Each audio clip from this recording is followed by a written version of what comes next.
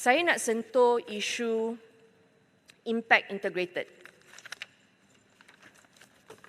Sekejap ya. Okey. Perkara ini telah dimainkan dalam media sosial, dalam WhatsApp, masjid, surau semua dan mengenai program projek artikel 11 Jom Ziarah yang ditularkan semalam. Impact integrated, syarikat berhad menurut jaminan. Okay, company limited by guarantee. Di bawah kawal selia KBS dan bukannya sebuah NGO. Impact integrated is not an NGO. Mereka menerima peruntukan dari Kementerian Kewangan menerusi KBS, tetapi mereka mempunyai dana sendiri menerusi aktiviti penjanaan hasil mereka sendiri kerana mereka adalah syarikat. Okay? Pelan perancangan tahunan mereka adalah dirangka dan diluluskan oleh lembaga pemegang amanah ataupun board mereka. Yang itu pertama. Yang keduanya, projek artikel 11 Jom Ziarah yang diusahakan oleh Impact di bawah KBS bukan sebuah projek untuk menyamaratakan kedudukan mana-mana agama. Saya ulang ya. Projek ini bukan sebuah projek untuk menyamaratakan kedudukan mana-mana agama. Ia juga bukan projek yang berniat memberi gambaran bahawa semua agama itu mempunyai taraf yang sama sebagaimana anggapan dan dakwaan sesetengah pihak. Jom Ziarah adalah usaha untuk mengenali perbezaan agama yang ada di kalangan kita. Ianya adalah usaha kita melihat untuk membezakan dan supaya dengan cara itu masyarakat Malaysia yang berbilang agama dan bangsa ini boleh hidup rukun damai, lebih harmoni dan lebih bertoleransi. Pelaksanaan program melawat rumah ibadat bukanlah satu perkara yang baru. Kementerian Perpaduan Negara juga pernah mengadakan lawatan ke rumah ibadat yang melibatkan pelbagai penganut melalui jawatan kuasa mempromosikan persefahaman dan keharmonian di antara penganut agama yang kini dikenali sebagai Jawatan Kuasa Harmoni di bawah Jabatan Perpaduan Negara dan Integrasi Nasional yang bertujuan untuk mempromosi persefahaman dan keharmonian di antara penganut agama yang berlainan di negara kita. Bagi isu yang telah dibangkitkan berkenaan pendaftaran program Jom Ziarah Gereja, pihak kementerian menerusi Impact Malaysia sememangnya tidak akan melibatkan penyertaan belia Muslim dan tiada belia Muslim yang akan memasuki gereja menerusi program ini. Saya nak ini masukkan dalam handset supaya mereka tak boleh mainkan dalam media sosial. Sekadar makluman semua, program Jom Ziarah yang telah berlangsung di Masjid Wilayah pada 4 Mac telah dihadiri oleh 8 belia berbangsa Cina dan India. Manakala di Gurdwara pada 11 hari bulan Mac, hanya 3 orang belia berbangsa Cina menyertai program tersebut. Jadi orang yang dakwa dekat luar sana tak payah bagi gambaran seperti beberapa ribu orang belia telah masuk gereja dan mereka akan dipengaruhi. Tak ada. Data telah menunjukkan tak ada belia Muslim. Okey. Dan sebagai mantan Speaker Dewan Negeri Selangor dari tahun 2013 hingga tahun 2018 dan saya pegang jawatan Adun Subang Jaya selama 10 tahun, saya tahu dan memahami undang-undang yang melarang evangelism. Jadi memfitnah saya menggunakan agensi di bawah KBS untuk tujuan tersebut adalah tuduhan yang melampau dan mahu menjadikan saya sebagai punching bag dengan izin untuk menutup dakwaan salah laku yang dihadapi oleh para pemimpin mereka. Saya bukan cakap pasal PAS, saya cakap pasal bersatu yang tuduh saya dekat luar sana ya. Okey. Jadi saya juga merupakan ahli DAP. Saya tahu dan memahami perlembagaan persekutuan yang mengiktiraf Islam. Yang Muhammad. Sekejap ya, Putrajaya bagi saya habis dulu. Bagi saya habis dulu. Muhammad, bila Yang Muhammad kata tak perlulah kaitkan. Tak perlu kaitkan Putrajaya, dengan sila apa duduk. yang berlaku. Duduklah Putrajaya, duduk. Sila duduk, Putrajaya. Menteri, teruskan. Okey.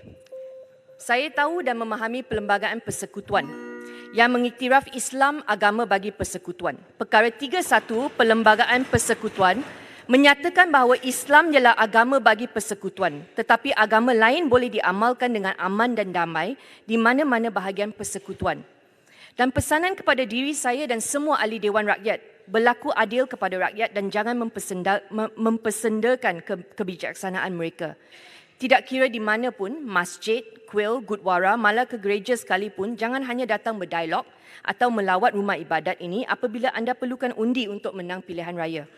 Mainkan sentimen saya nak Kristiankan belia Melayu dengan mengajak mereka pergi gereja. Saya cadangkan tukang fitnah di luar sana untuk dengar nasihat. Saya dapatkan nasihat Tuan Ibrahim. Tuan Ibrahim ada tak? Tuan Ibrahim, Ahli Parlimen PAS, Oktober 2, 2018, semasa Perikatan Nasional, ya. Tuan Ibrahim sendiri kata, tidak salah orang Islam masuk kuil terima kalungan. Timbalan Presiden PAS, Datuk Tuan Ibrahim Tuan Man berkata, parti itu tidak mempertikaikan mana-mana orang Islam yang mahu ke rumah ibadat agama lain selagi tidak mengikuti upacara agama itu. Menurut Haraka Daily, beliau berkata Islam tidak mengharamkan penganutnya untuk memasuki rumah ibadat agama lain. Tuan Ibrahim menjadikan Saidina Umar Al-Khattab sebagai contoh yang diketahui pernah memasuki gereja di Palestin. Ini adalah apa yang dikatakan oleh Tuan Ibrahim. Yang menjadi kesalahan adalah memakai pakaian agama bukan Islam. Itu tidak dibolehkan dalam Islam. Saya bukan pakar tetapi saya pergi belajarlah apa yang PAS kata. Ini yang PAS kata. Ini satu. Yang keduanya, Hadi. Tuan Hadi lawat gereja di Miri. Tuan Hadi lawat gereja di Miri ini adalah tahun 2015. Bertukar fikiran, Tuan Hadi kata. Kemudian, beliau juga berkata, perbincangan dua hala dan saling bertukar-tukar fikiran ini amat menarik dan ia bertujuan mengeratkan hubungan dalam masyarakat majmuk, khususnya di Sarawak. Dan akhir sekali, beliau kata Islam adalah agama perdamaian dan PAS sebagai sebuah parti yang terbuka mengambil pendekatan aman sejahtera dan mengamalkan politik matang. Jadi saya rasa yang paling penting sekarang dalam Perikatan Nasional, kalau nak serang, cek dulu latar belakang partner yang lain, apa sama ada mereka mempunyai pendirian yang sama atau tidak. Jangan kita kata belia tak boleh masuk gereja, tapi ahli Parlimen PAS kata tak salah masuk gereja. Jadi semua orang akan confuse. Tetapi saya nak jawab bagi semua, ya. Semasa saya masuk KBS, saya telah meneliti agensi dan aktiviti pelbagai program untuk belia.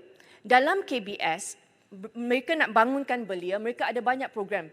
Program belia dalam pertanian, dalam keusahawanan, banyak. Isu perpaduan, ini adalah program untuk perpaduan. Jadi saya dengar, ada yang kata lebih baik kalau program seperti ini diserahkan balik kepada Kementerian Perpaduan. Saya juga tahu program seperti ini ada dilaksanakan oleh Kementerian Perpaduan. Jadi untuk mengelakkan perkara ini dimainkan kali kedua dalam tempat ini ataupun dalam media sosial, saya telah beritahu kepada semua agensi KBS bahawa kalau sudah wujud kementerian di luar sana yang mempunyai pengkhususan seperti Kementerian Keusahawanan, program itu kita jangan buat lagi. Kita bagi kepada Kementerian Keusahawanan. Kalau ada program pertanian, Kementerian Pertanian kita serahkan balik. Kalau ada Kementerian Perpaduan, program ini kita bagi kepada Kementerian Perpaduan. Kalau ada program agama, kita serah balik kepada Jabatan Agama.